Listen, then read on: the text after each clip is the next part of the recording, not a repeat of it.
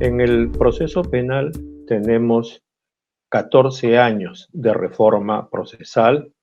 Se ha instalado un sistema de audiencias previas al juicio oral y también otra para el juicio oral, que es donde se producen las pruebas.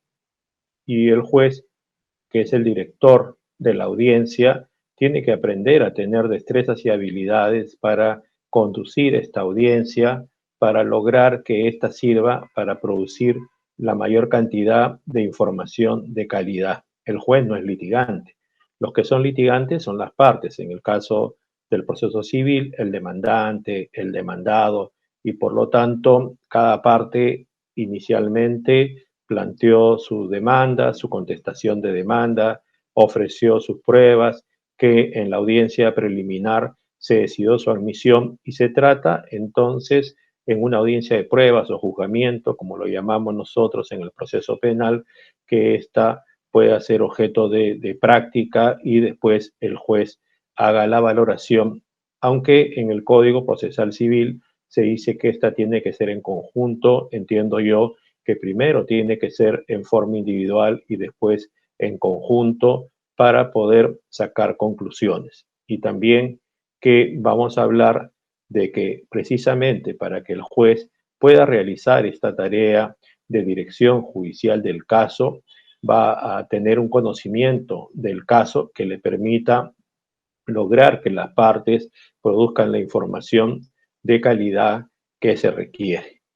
Mientras que obviamente las partes están obligadas a conocer al 100% su caso porque son las que le van a producir esa información, esa actividad probatoria que el juez necesita y le urge para tomar la mejor decisión dentro del caso. Se ha implementado mucho los cursos de litigación oral, inicialmente en el área penal, luego se está trabajando en el tema laboral y ahora en el área civil. Hay que tener en cuenta, cuando se habla de estas técnicas de litigación oral, que se adecúen exactamente a las reglas que hay en el Código Procesal Civil, ¿no? A las reglas que hayan en el Código Procesal Civil, porque hay que recordar que el sistema procesal adversarial o anglosajón, si queremos específicamente en los Estados Unidos de Norteamérica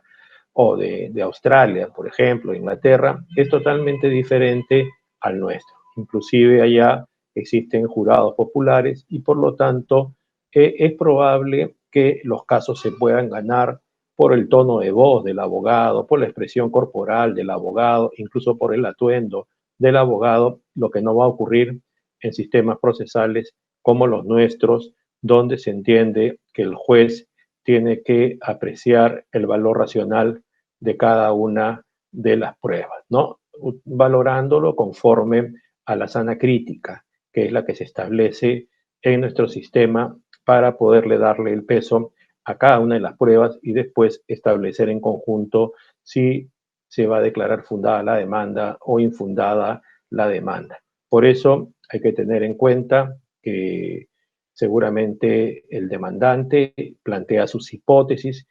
mientras que la defensa, la demandada, va a hacer todo lo contrario. Y se trata de que en esta audiencia de pruebas, entonces, se inicie haciendo lo que en litigación oral se llama un alegato de apertura. Un alegato de apertura es la oferta de hechos que se va a probar, con qué pruebas y cuál es su relevancia jurídica. Un alegato de apertura se debe caracterizar porque está prohibido hacer conclusiones o argumentaciones, que precisamente es lo que se va a hacer en el alegato de clausura, en el alegato final, una vez que se haya practicado todas las pruebas en la audiencia de prueba, y entonces cada parte, desde su punto de vista, tiene la obligación de sacar esas conclusiones en forma individual y en conjunto de la prueba que se ha producido y porque el juez, cuando pronuncie la sentencia, tendría que declararla fundada o por qué tendría que declararla infundada. Entonces, no se puede hacer apreciaciones subjetivas en un alegato de apertura, no se puede decir que ya el caso se ha ganado, cosas así, porque se supone que la prueba es la que va a establecer cuáles son las hipótesis que en cada caso se han probado. O sea, que hay que demostrar que en cualquier materia jurídica, porque cuando se habla de litigación oral, no importa cuál sea el área, vamos a encontrar que hay un derecho sustantivo, hay una teoría jurídica, entonces cada regla en el Código Civil está compuesta por elementos constitutivos y se trata entonces de que la parte diga cómo es que va a demostrar la realización o que en ese caso concreto se da el cumplimiento de ese elemento constitutivo y para eso lo que va a hacer es elaborar una proposición fáctica o una afirmación de hechos para que pueda acreditar ese elemento constitutivo del artículo del Código Civil correspondiente y después tiene que irlo conectando con una prueba. Estamos hablando lo que en litigación oral se llama como teoría del caso. Entonces, la demanda tendrá su teoría del caso, los demandados tendrán su teoría del caso, se entiende que se ha llegado a este estado de audiencia de pruebas, porque anteriormente no ha habido ninguna posibilidad de transacción, de conciliación, y por eso se ha llegado a este estado, y entonces entendemos que cada parte mantiene su posición y quiere demostrar, tiene la obligación de demostrar su teoría del caso. Entonces, esta teoría del caso tiene tres componentes, un componente jurídico, un componente fáctico y un componente probatorio, y es en el alegato de apertura lo que cada parte tiene que demostrar. Esta teoría del caso se elabora y se advierte desde que se plantea la demanda por escrito. Mucho se ha hablado de que se cambia de un sistema procesal que era escrito a un sistema procesal que es oral, pero hay que recordar que la máxima intensidad de la oralidad se hará en la audiencia de pruebas, que anteriormente se obliga a las partes que sepan argumentar por escrito, que sepan dar las razones fácticas y jurídicas de su pretensión o de su contestación a la pretensión, porque en el área civil, si no se cumplen con estas, se declara inadmisible la demanda. Por lo tanto, desde el comienzo de que se va a elaborar la demanda o la contestación de la demanda, que se va a tener una visión, se va a tener una meta, hacia dónde se quiere llegar en ese proceso, y eso es lo que se conoce como teoría del caso. Es en la teoría del caso que los que tienen teoría del caso son los demandantes y demandados. El juez no tiene por qué contar con una teoría del caso porque el juez tiene que ser imparcial. El juez tiene que conocer el caso para que pueda dirigir el caso, pero el juez, como ustedes lo saben, no es parte y por lo tanto el juez va a realizar su labor de director de la audiencia, va a exigir que la parte que ofreció la actuación de una prueba cumpla con esta y esa es su labor, ¿no? Inclusive en el Código Procesal Civil hay la previsión de que pueda haber prueba de oficio y entiendo que esto sería, como pasa también en el proceso penal, solo de manera excepcional y cuando se trate de corroborar la fiabilidad o la autenticidad de alguna prueba que la Fiscalía haya, o perdón, en este caso que el demandante y el demandado hayan presentado. O sea, no se trata que el juez tampoco saque una carta debajo de la manga, que las partes la desconocen, sino que más bien que las partes son las que, a propósito de las pruebas que están produciendo, el juez tiene la obligación de confirmar esa información y en ese sentido el juez dispondría la actuación de esta prueba de oficio. Entonces, lo que va a pasar también es que después de este alegato de apertura, se entiende que la parte que ofreció una declaración personal, entonces lo que tenga que hacer es empezar a examinar a esa parte que se ofreció, ¿no? Entonces, de tal manera que podría ser la propia parte, podrían ser testigos, podrían ser peritos, en fin, porque también esto puede ocurrir y entonces la idea es que el juez necesita contar con información de qué es lo que ha podido percibir esa parte, cuáles son los hechos que pretende probar, y entonces no se trata que el demandante o el demandado, cuando tengan que examinar a su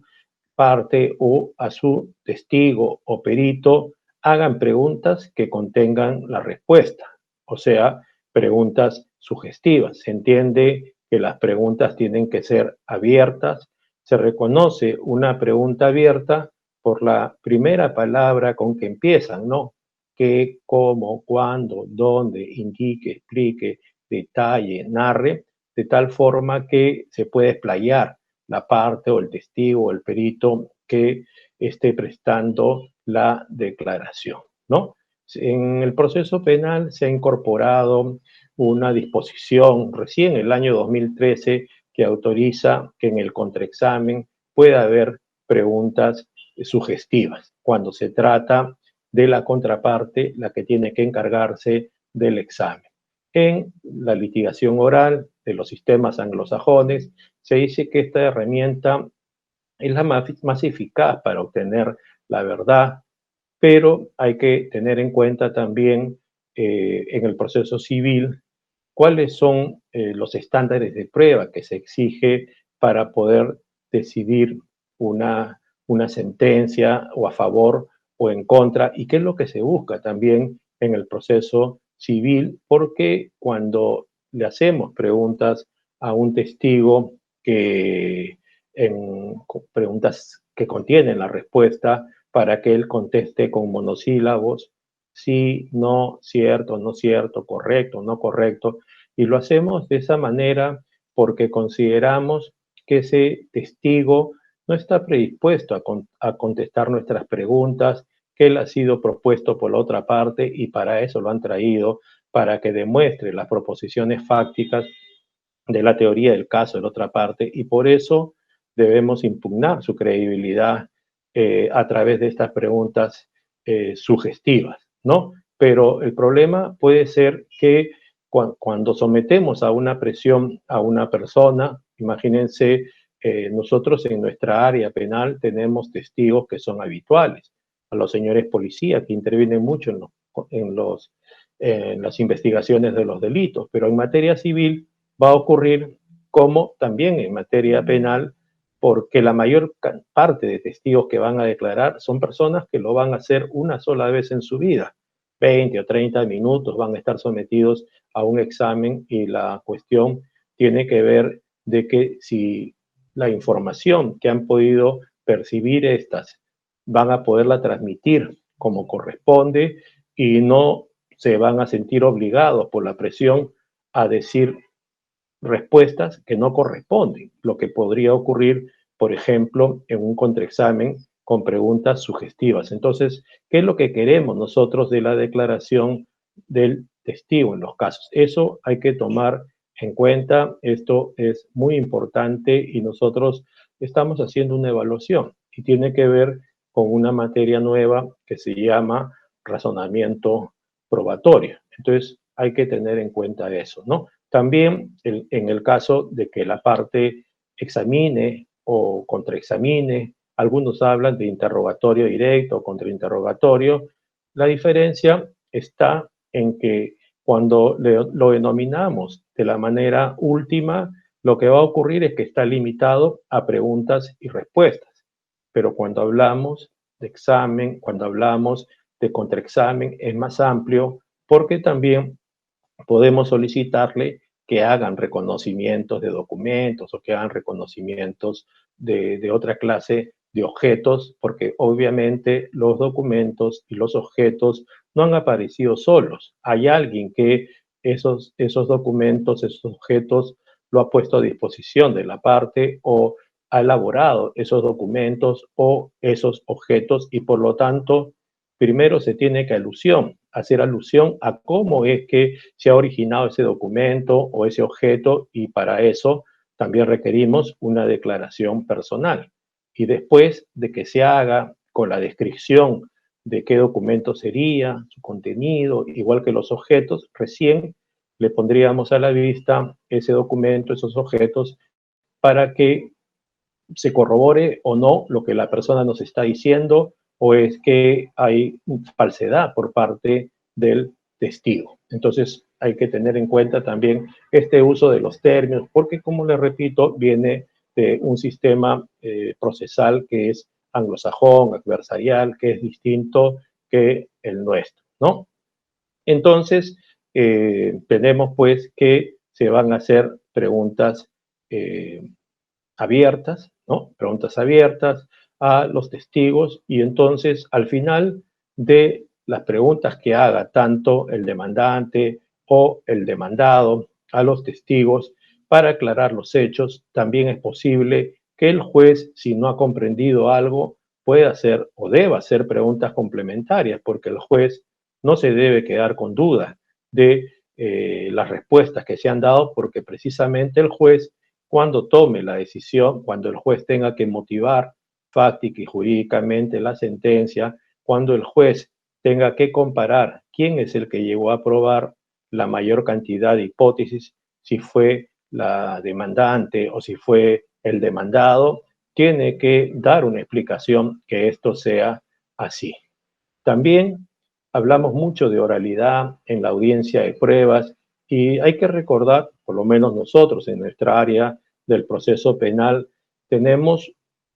un origen europeo continental, español, italiano, alemán, francés, de Portugal, y hablamos de inmediación y consistía, así lo dijimos al comienzo de la reforma hace 14 años, que se trataba de colocar a los testigos de cara a los jueces para que sean examinados o interrogados por las partes y el juez mire y escuche cómo declaran para establecer la credibilidad o no en sus declaraciones. Hoy día hay que tomar en cuenta que el tono de voz de un testigo, que la expresión corporal de una persona, o sea, si está sujeto a un examen y, por ejemplo, mira el techo, le tiembla la voz, mira al piso o no mira al juez, o sea, la parte lo va a interrogar y las respuestas no se la dirige al juez, puede ser porque esté nerviosa la persona y por lo tanto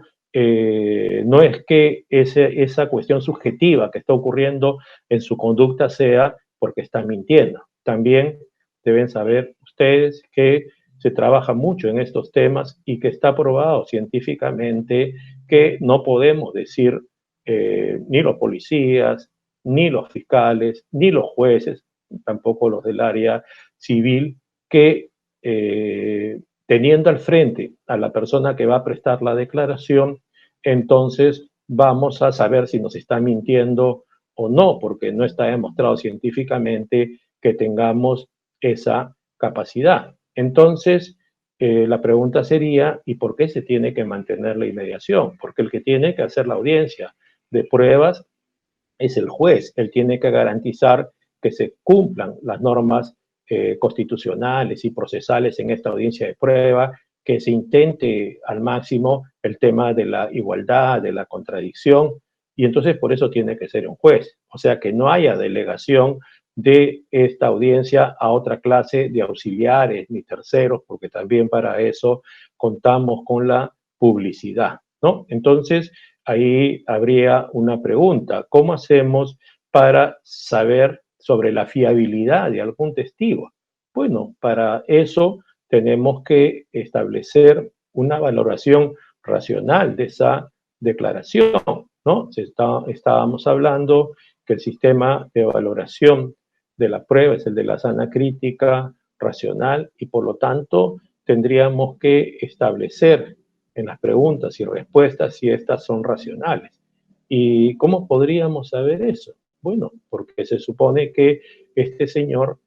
se le va a hacer preguntas de lo que él puede haber percibido, pero también teniendo en cuenta otra información que haya dentro del caso, ¿no? ¿Qué es lo que otros testigos ya dijeron? ¿Qué documentos hay? ¿Qué pericias hay? O sea, ¿qué otra clase de prueba se está produciendo? Y de esa manera la declaración que se preste por parte de él la vamos a valorar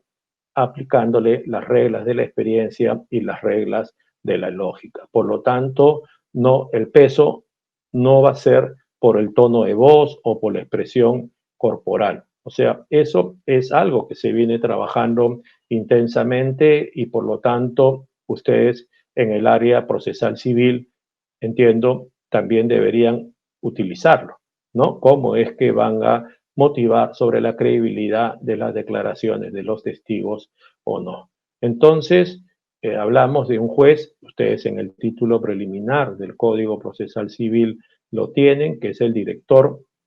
del proceso, que es el director de la audiencia, que debe hacer todo lo necesario para que se produzca esta información de calidad dentro del proceso, ¿no? También en la audiencia de pruebas, un tema importante tiene que ver con las pericias, con el tema de las pericias, ¿no? Entonces, la pregunta sería la siguiente. ¿Alguna vez algún perito de parte ha traído una pericia que sea contraria a la parte? Porque se entiende que las pericias tienen que ser objetivas, ¿no? Las pericias se tienen que contribuir a que se pueda esclarecer los hechos y se pueda lograr una respuesta que sea lo más próxima a la verdad en el proceso. No vamos a entrar a discusiones filosóficas de qué clase de verdad, forense, jurídica, real, sino el proceso existe porque se entiende que hay que lograr una respuesta que sea lo más próximo a la verdad con la información que las partes provean y por lo tanto las pericias son científicas o son técnicas y cuando hablamos nosotros de ciencia, la ciencia es la verdad y para eso se entiende que estas deben tener la mayor confiabilidad, deben tener la mayor solvencia científica y eso va a estar dado por algunos criterios. Nosotros en el área procesal penal nos regimos por jurisprudencia vinculatoria de las salas penales de la Corte Suprema y sacamos el Acuerdo Plenario Penal 4-2015, donde establecimos un acuerdo plenario sobre la valoración de la prueba pericial, donde establecemos que se deben cumplir dos requisitos. Primero, idoneidad y en segundo lugar, método. Idoneidad, o sea, tiene que ver con quién es el que ha hecho la pericia, o sea, tiene título profesional, tiene algunos posgrados, tiene algunos diplomas de especialización, ¿no? Para ver si es calificado. Y en segundo lugar, método, porque se entiende que si es un tema científico, técnico, hay distintos métodos, hay distintos protocolos para poder realizarla, todos tienen errores y se trata de obtener el que tenga la menor cantidad de errores. También en los Estados Unidos de Norteamérica, el año 1993, su Corte Suprema sacó una jurisprudencia que hasta la fecha en lo sustancial se tiene en cuenta, que es el caso Dauber versus Merrell. Dauber versus Merrell, donde se establece criterios de confiabilidad o solvencia científica de las pericias. Entonces, como por ejemplo, que el método o protocolo que se haya utilizado sea el más racional para poder hacer ese dictamen, o sea, estará en función a que tenga la menor cantidad de errores que dicen las estadísticas. Y aquí le tendríamos que consultar a la comunidad científica especializada, de expertos, a las revistas especializadas, y de esa manera sabríamos si el método es el más adecuado y después si en la práctica se ha aplicado y por lo tanto estaría totalmente corroborado, ¿no? Esos son los requisitos del caso Dauber versus Merrell. En forma general, nosotros en este acuerdo plenario penal 4-2015 hemos citado idoneidad y método que tiene que ver también con lo que les acabo de explicar, o sea, se tiene que demostrar que esa pericia se ha hecho con el mejor protocolo, el que tenga menos errores y por lo tanto es confiable. Entonces, sea la pericia de la demandante, sea la pericia del demandado, hay que someterlo a un control. Seguramente, si pensamos en pericias y la más calificada, podríamos hablar de la pericia de ADN, pero tampoco cualquier pericia de ADN, 99.99% de confiabilidad se estima, puede tener tal valor, porque dependerá de qué laboratorio lo ha hecho, o sea, si está acreditado el laboratorio o no, si cuenta con los reactivos, tendrá que verificarse que sea así, porque de lo contrario podría haber esta clase de problemas, o en la cadena de custodia, de cómo se obtuvo la muestra, cómo se procesó. Ustedes tienen muchos casos de filiación, por ejemplo, para establecer la paternidad de personas demandadas, y entonces se trata de todo esto para asignarle el mayor valor a estas pericias. No importa que sea la del demandante, la del demandado, en ambos casos hay que hacerle ese control de calidad para que en su momento el juez le pueda asignar la mayor fiabilidad, ¿no? Entonces, inclusive podría haber un debate para que esto se pueda esclarecer, y el juez quizás hasta podría solicitarle a los peritos, si se ponen de acuerdo en algunos puntos, porque no tiene que ser que discrepen de todo, cuáles son los puntos en los que se han puesto de acuerdo, cuáles son los que discrepan previamente, y con esa información las partes ya están informadas y se hacen los exámenes, los contraexámenes en la audiencia de pruebas, y el juez también hace las preguntas que corresponden, de tal manera que así se puede lograr contar con la mejor información de calidad. También tienen previsto ustedes documentos, pericias. Ya sobre los documentos ya indiqué lo que correspondería, y entonces en el tema de inspecciones también es posible que se puedan realizar inspecciones, ¿no? Donde, teniendo en cuenta cuál es la realidad, para que pueda haber ese desplazamiento de todos en otro momento, o de repente también, ahora que tenemos estos problemas de pandemia, ahora tenemos audiencias virtuales. Entonces, ¿cuál es el problema? De que sea físico, que tengamos que ir a una sala de audiencias de juzgados civiles, o que se pueda hacer virtualmente. No habría ningún problema, en la medida que, si se trata de un testigo, por ejemplo, de la parte que va a declarar, estemos seguros que la parte lo está haciendo espontáneamente, el testigo lo está haciendo espontáneamente, ¿no? Nosotros, en materia procesal penal, lo que hacemos es, si la persona está en otro lugar del país, las Cortes Superiores de Justicia tienen unas salas de audiencia, tenemos un sistema de transmisión de información, donde va a haber un oficial de justicia que verifique que ingrese a un ambiente, esté solo, de tal manera que así, primero, tenemos un buen sistema de comunicación, y en segundo lugar, sabemos que las preguntas que le hagamos las va a responder él solo, ¿no? No tiene ahí un teleprompter, no tiene un celular debajo que está mirando, no hay nadie que le está soplando las respuestas, porque si no, ¿para qué entonces lo traemos a una persona que decimos que ha podido percibir los hechos? Una vez que se haya practicado toda esta prueba, digo, porque ustedes tienen prueba típica, entonces llegará el momento donde la fiscalía o el demandante, en el caso civil, y el demandado harán su alegato de apertura. A diferencia del alegato de clausura, en el alegato a diferencia del alegato de apertura, en el alegato de clausura urge que cada parte saque conclusiones sobre cada una de la prueba que se ha producido, y en conjunto, o sea, es obligatorio argumentar, y entonces, para que el juez pueda tomar la mejor decisión. Acá entendemos que durante toda esta audiencia de pruebas el juez ha logrado tal dirección judicial, tiene tales destrezas y habilidades para conducir la audiencia, que las partes deben entender que la brevedad de los alegatos es el manjar de los jueces, que no se trata de hablar mucho, porque los jueces conocemos ley, conocemos doctrina, conocemos jurisprudencia, salvo que haya salido ayer, anteayer, pero si no, entonces lo que necesitamos saber es lo que desconocemos al 100%, como cada parte, que son los hechos concretos del caso. Y por lo tanto urge que la parte trabaje estos temas para que el juez pueda tomar la mejor decisión. Muchas gracias por su atención.